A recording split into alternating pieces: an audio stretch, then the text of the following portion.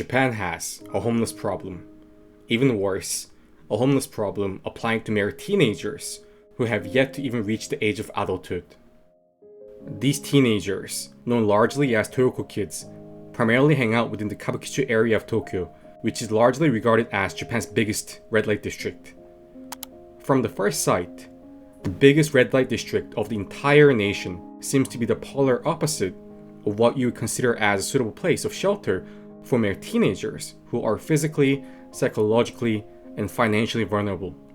So in today's video, we will be discussing why such a phenomenon has emerged in Japan and what could potentially be done in order to make matters improve.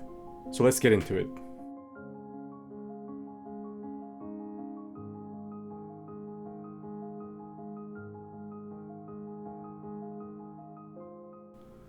These kids, at least from the most visible facade when they all gather around the Toyoko Square together, seem relatively harmless.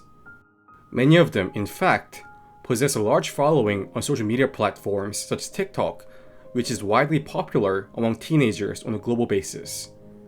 Their unique sense of fashion has also been a topic of discussion for many as well.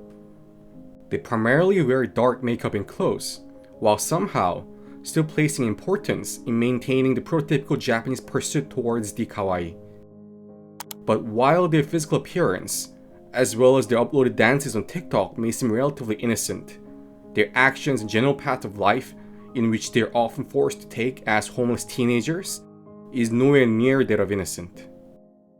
We have to take into consideration that most of these teenagers are still under the legal age of adulthood, meaning that they are most often legally not allowed to work at normal jobs.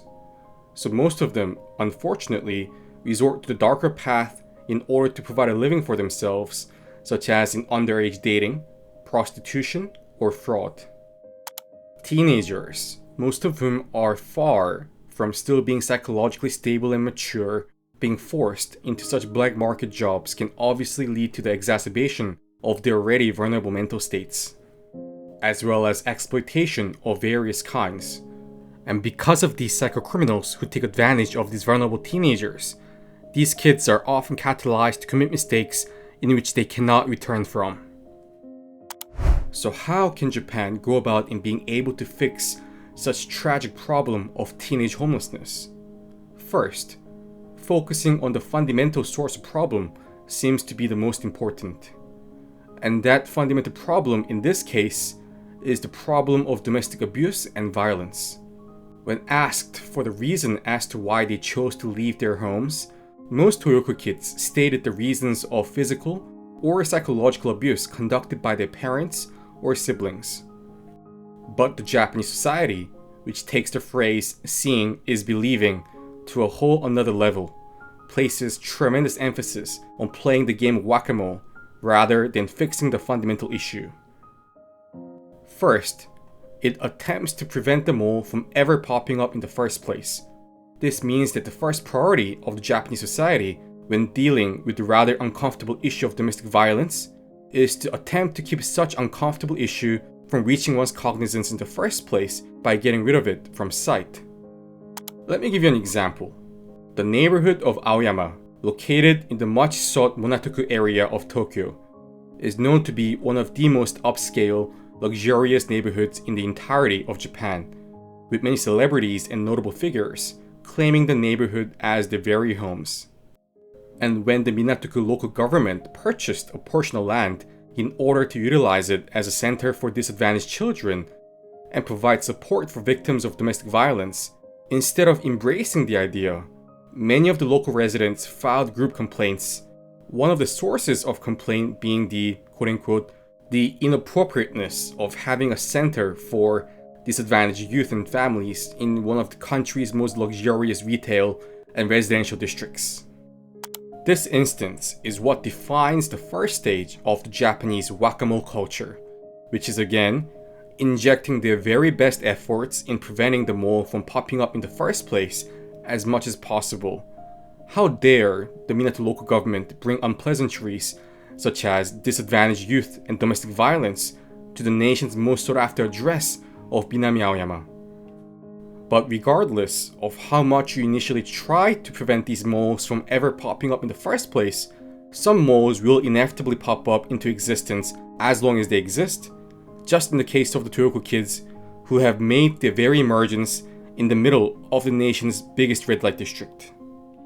And you'd be surprised to know that once these moles do pop up, Japan as a nation does a pretty good job in whacking the mole, as in attempting to solve the problem at least on a superficial, visible note. For instance, after the Toyoko homeless kids in the middle of Kabukicho became a nationwide issue, the Tokyo Metropolitan Police swiftly implemented extensive measures in patrolling the site where the Toyoko kids mainly gather and telling the teenagers to return back home. However, the conspicuous problem with such measures is that most of these very teenagers are out on the streets because their very homes are a place where they do not feel physically and mentally safe and thus cannot stay. But as affairs which happens in domestic domains are invisible to the public eye, this is out of their concern. And unfortunately, many of these homeless teenagers who are desperate for money are actually often turning to take advantage of such whack-a-mole style of justice system which dominates Japan. For example, Sekiguchi, who was actually a member of a volunteer group which was created in order to help out the other Toyoko kids, had different intentions in mind. It turned out that he often threatened adult men and claimed that they had slept with minor-aged girls, and that if they are not to pay the desired sum of money, he would report their conduct to the police. And most men in Japan, well knowing that the Japanese justice system often prosecute and find guilty of sexual crimes, often with no evidence but with words of the woman alone, resorted to paying Sekiguchi. Sekiguchi was later arrested for the murder of a man at the roof of a building located in Kabukicho in 2021. First, prevent the mole from ever surfacing and popping up to the publicly visible domains as much as possible, and whack the hell out of the mole that has inevitably visibly surfaced and eliminate it from sight as fast as possible. This type of culture may indeed be effective at providing short-term fixes, as well as provide an image to the public eye that government and law officials in Japan are doing something in order to fix social issues such as homeless teenage Toyoko kids.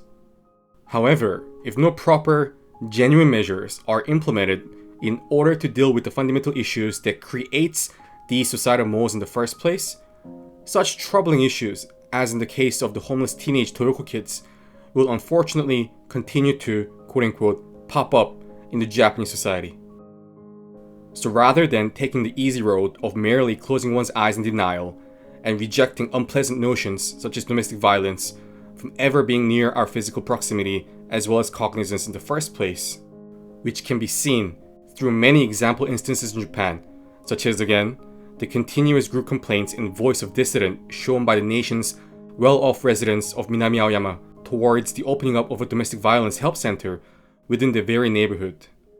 We first have to take the hard but the right road in accepting that lamentable phenomena such as domestic violence is at the core of many of the social issues in Japan, such as the emergence of homeless teenagers in Kabukicho beginning from around the year 2018, and actively work upon addressing those issues on a sincere, genuine basis, regardless of how challenging it may be. One such courageous person who is carrying out this very task is Yukiko Tokumaru, who is the head of a non-profit organization named CPAO, which currently operates a shared home for the homeless teenagers to live on a temporary basis while they rebuild their livelihoods step by step. And with more individuals such as Tokumaru emerging in Japan, now just might be the time when things will begin to take a positive turn for these kids.